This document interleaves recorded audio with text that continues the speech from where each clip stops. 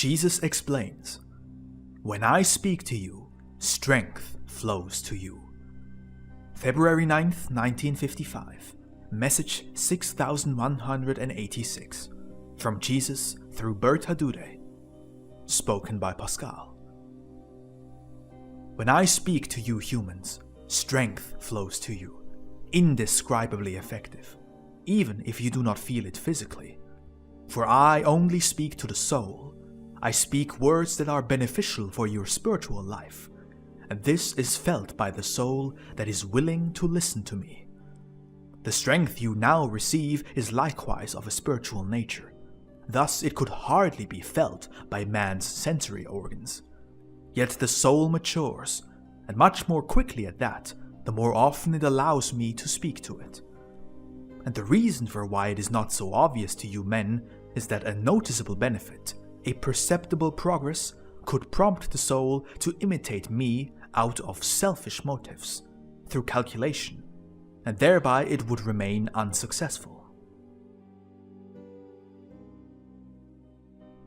My word must be given heed of his own free will, and man must be inwardly motivated to do so.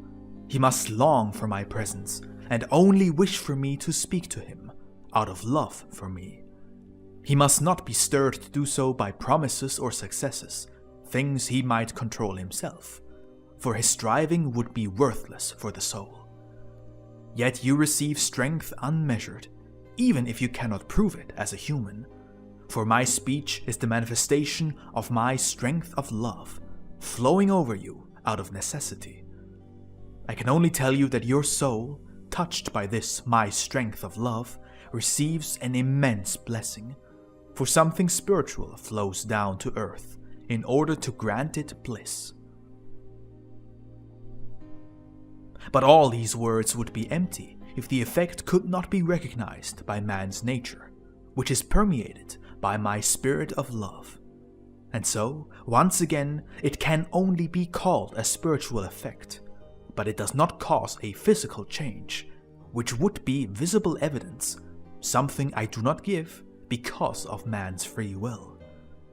However, this is why so few people desire my word, because it does not bring them such advantages which they can see and grasp. This is why they lag behind in their spiritual development, and only strive for what seems desirable to them, things that improve their physical life.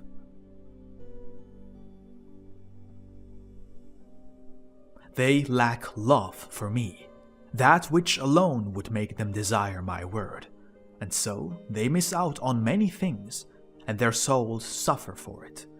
They are without strength and light, and yet they could be so richly provided with light and strength. The people's will is free, yet I will never stop speaking to those who love me, and they will be allowed to receive much strength, and one day they will be able to create and work in the spiritual kingdom, as it is their destiny. Amen.